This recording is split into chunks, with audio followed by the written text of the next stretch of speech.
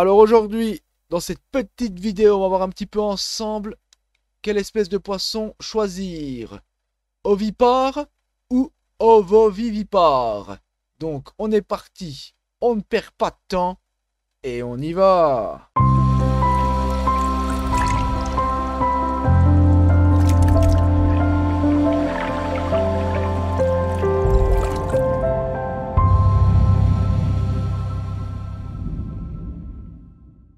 Et donc on se retrouve pour voir un petit peu quel poisson on peut mettre dans un aquarium pour les plus faciles ou plus difficiles si on veut des petits dans ces aquariums, hein, si on veut des petits poissons et tout, etc. Qu'on veut faire de l'élevage assez facilement.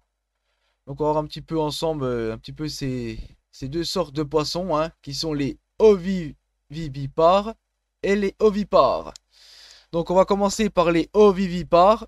Donc c'est les plus faciles, franchement personnellement, hein. Les œufs se développent dans le ventre de la femelle.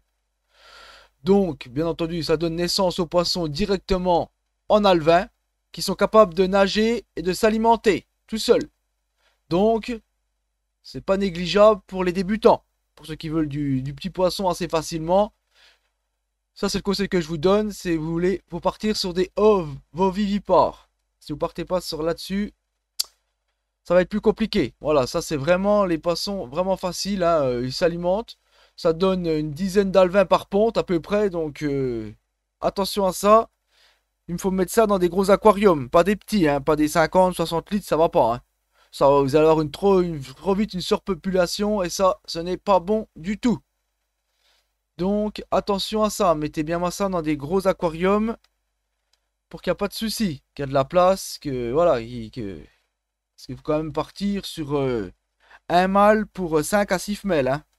Pas le contraire, hein, pour si vous mettez des ovovivipares, hein, comme les guppies, etc., quoi, hein. Donc, bien entendu, la femelle peut donner naissance à plusieurs reprises après avoir été séparée du mâle. Faites attention à ça aussi. C'est pour ça que les guppies, tout ça, faut faire attention parce qu'un guppy, encore pendant plus de 6 mois, la femelle peut faire des petits sans mâle, hein, même si vous la séparez. Donc voilà. Donc c'est sûr que voilà, faut vraiment de l'aquarium massivement gros, hein. Attention à tout ça. Parce qu'elles sont capables en fait de conserver la semence. Donc ça, attention à réfléchir aussi à ça. Parce que c'est sûr, c'est facile, on a des petits dans l'aquarium, mais ça va vite après. Faut avoir des petits pendant des mois et des mois. Donc c'est pour ça que moi, je préconise toujours, comme je faisais quand j'avais du guppy, les femelles dans un, les mâles dans l'autre. Et quand je veux faire des petits, eh ben, j'avais un petit 20 litres, où c'est que je mettais le mâle avec une femelle. Et une fois que je voyais que la femelle commençait à avoir du ventre, et ben hop, le mâle, je le refoutais dans son aquarium de 100 litres de son côté, et la femelle, je la laissais là. Tant qu'elle faisait des petits, parce que c'est ça le problème, hein. Et puis une fois que les petits commençaient à grandir et tout, chut, balancer selon ce que c'était. Si c'était des mâles à gauche, si c'était des femelles à droite. Voilà, après, il faut. Moi, personnellement, je trouve que c'est mieux de faire comme je dis là. Parce qu'après, c'est le bordel, hein. Moi, je vous le dis, ça fait des petits, des petits, des petits, des petits, des petits, et puis c'est. Ça finit en dégénérescence parce que c'est le même sens. Voilà, c'est cool, vous avez des petits, mais bon, faites attention à tout ça. Après, vous faites comme vous voulez. Moi, c'est un petit conseil que je vous donne. Vous mettez, comme je vous ai dit, les mâles d'un côté et les femelles de l'autre. Vous sélectionnez une belle femelle et un beau mâle dans un 20 litres. Vous les mettez ensemble. Une fois que vous voyez que la femelle commence à avoir le ventre qui gonfle, hop, le mâle, vous le remettez de son petit côté tranquille. Bien sûr, en l'acclimatant un petit peu. Et la femelle, vous la laissez là. Tant qu'elle fait des petits. Voilà. C'est le mieux pour moi. Et après, vous séparez tout à chaque fois. Ça, il n'y a pas de souci dans vos aquariums. Voilà. Et vous aurez quand même des petits dans un petit 20 litres que c'est vous qui ferez vos sélections. Voilà. Donc moi, c'est ce que je vous conseille pour les ovovivipares. Si vous voulez vous amuser à avoir des petits, beaucoup et tout, faites comme je vous dis là, il n'y aura aucun souci. Puis au moins, il n'y aura pas de problème de sang, etc., quoi. Ça sera tranquille, de temps en temps, vous pouvez en racheter un endroit, un autre mâle ou une autre femelle, et puis vous la remettez ensemble. Voilà, il y a moyen de faire des choses. Après, il faut de la place, bien sûr, hein, parce qu'il faut quand même deux beaux aquariums assez gros, plus, bien entendu, un petit 20 litres encore. Donc voilà, il faut la place, ça c'est sûr. Il vous faut une pièce dédiée à ça. Si vous voulez faire comme ça, avoir du petit et tout le bordel. Donc, très bien pour, bien sûr, comme je dis, pour les débutants. Donc, après, c'est à vous de voir. Maintenant, On va passer à la suite, hein. On va pas s'attarder sur les ovovivipares, hein. Ça, c'est vraiment pour ceux qui aiment avoir du petit facilement, hein. Donc, maintenant, on passe aux ovipares. Donc, en revanche, là, la ponte des œufs seront fécondés puis incubés dans l'aquarium. Donc, ça, c'est le problème, hein. Les œufs tombent dans l'aquarium. Donc, la maturité des œufs, en plus, dure variablement. Donc, ça peut durer jusqu'à une dizaine de jours, hein. Donc, ça, c'est le problème, hein. Si les poissons les trouvent, ils les bouffent, hein. Même voire plusieurs semaines, selon la fonction de l'espèce. Après, voilà, après, ça dépend du poisson que vous prenez, hein. Donc là, durant cette période-là, que l'œuf est posé comme ça dans l'eau ou collé sous une feuille ou autre, etc., l'œuf puise dans ses réserves. De l'apport de nourriture n'est pas nécessaire. Donc voilà, tant qu'ils sont en œuf et tout, voilà, ça puise dedans, quoi. Une fois, bien entendu, qu'ils sont arrivés à maturité, l'œuf libère un alevin.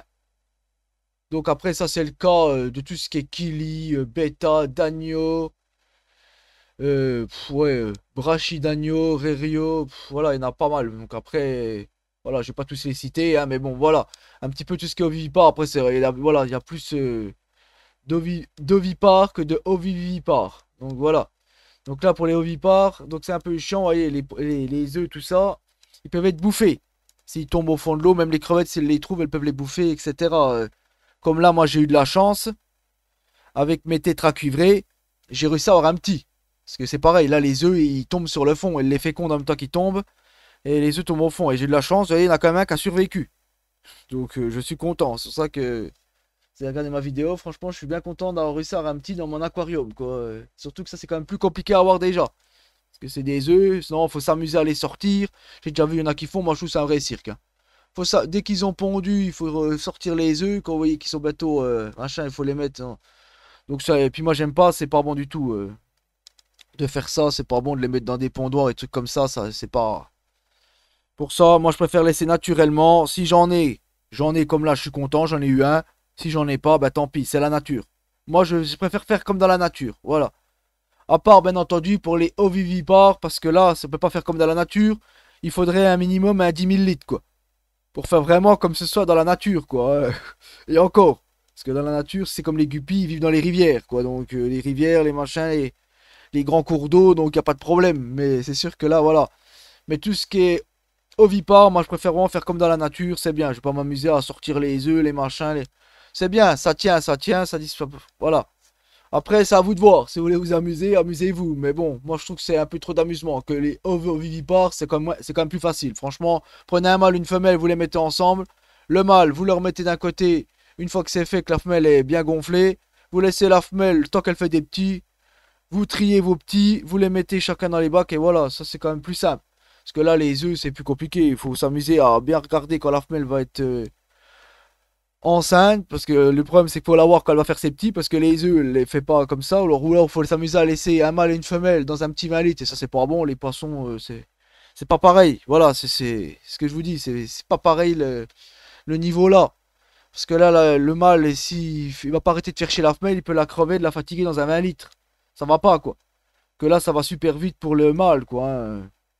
Le mâle guppy, il va pas la fatiguer plus que ça, parce que ça va vite pour la féconder. Et puis une fois qu'elle est, voilà. Parce que là, c'est que le problème, c'est que les œufs tombent, et il féconde les œufs, le mâle, quand il tombe. Donc, faut être au bon moment et tout, c'est vraiment compliqué, quoi. Donc, c'est pour ça. Après, ça, c'est plus pour ceux qui veulent s'amuser, et puis plus pour les professionnels que les débutants, quoi, là, après, hein. Donc là, on part sur les ovipares, c'est plus compliqué. Donc voilà, moi, je préfère laisser comme ça. Je trouve que c'est très bien. C'est comme dans la nature, c'est bien. Ça féconde. Et puis, vu moi, il y a beaucoup de faune, comme vous avez pu voir, hein, beaucoup de plantes, tout ça. Donc, il y a des chances qui survivent. Vous pouvez voir, j'en ai eu un. Donc, si vous faites comme moi, vous avez des chances d'en avoir avec des ovipares, il n'y a pas de souci. Mais après, il faut quand même faut quand même plus de femelles que de mâles. Attention à ça, n'oubliez pas, plus de femelles que de mâles. Donc voilà un petit peu pour ces ovipares ou ovivipares, hein. On a pu voir un petit peu, on a fait le tour, hein. Donc pour les débutants, bien sûr, plus les ovivipares. Pour les un peu plus échelonnés, on va dire, ovipares. Voilà. Après, même les débutants peuvent prendre ça, hein. Si vous faites comme moi, franchement, un beau bac de 200 litres, plein de plantes, plein de choses. Vous voyez, moi j'ai réussi à avoir avec des tétras cuivrés un petit, quoi. Je pense que j'en aurai d'autres, hein, si j'ai de la chance, hein. Donc voilà, un petit peu pour cette vidéo. N'hésitez pas à mettre des petits commentaires encore s'il y en a qui n'ont pas compris des choses ou autres, hein. N'hésitez pas aussi à me mettre s'il y en a qui veulent que je fasse des vidéos pour eux. N'hésitez pas parce que, comme je vous ai dit, hein, j'essaie de vous faire des vidéos encore par semaine. Mais bon, voilà, moi j'ai fait le tour un petit peu de mes idées, de mes solus, de mes choses que moi je fais, de mes sources sûres, je préfère préciser, c'est des sources sûres. Donc pas peine de mettre des commentaires comme quoi il va y avoir des soucis et autres. Non, non. Moi mes sources sont sûres, c'est des tests, ça a été fait, j'ai vu. J'ai eu des soucis, j'ai vu des morts malheureusement, etc. Donc voilà, toutes mes vidéos que j'ai fait avant, c'est vraiment des sources sûres que je suis sûr. Là, je vous fais des petites vidéos un petit peu histoire de vous en faire encore, que vous soyez content. Mais n'hésitez pas à me dire si vous voulez des petites vidéos que je vous fasse sur quelque chose. Comme ça, moi, je vous ferai la vidéo approfondie, je me renseignerai et tout, et je vous ferai la vidéo. Il n'y a pas de souci, moi, je suis là pour aider, comme je vous ai déjà dit. Une belle petite communauté, je veux, bien entendu, pas une communauté de singes, hein, où c'est que les gens sont là pour critiquer, dire des commentaires à la con, etc. Ça, je m'en fous, hein. Ces genres de personnes, moi, je regarde même pas, c'est cliquer, supprimer le commentaire. Donc, pour ceux qui seraient comme ça, ben voilà, vous savez ce que passe votre écriteau. Donc, ne gaspillez pas vos doigts sur le clavier pour rien. Voilà un petit peu. Donc, voilà. N'hésitez pas à mettre des petits commentaires, voilà. N'hésitez pas, ceux qui n'ont pas compris les trop petites choses dans cette vidéo, hein, les débutants, tout ça, ou etc. N'hésitez pas. Bien entendu, abonnez-vous si ce n'est pas encore fait, hein, avec la petite cloche pour ne manquer aucune de mes prochaines vidéos. Le petit pouce bleu, bien entendu, qui fait toujours plaisir. Et on se dit à la prochaine. Allez, ciao mes amis.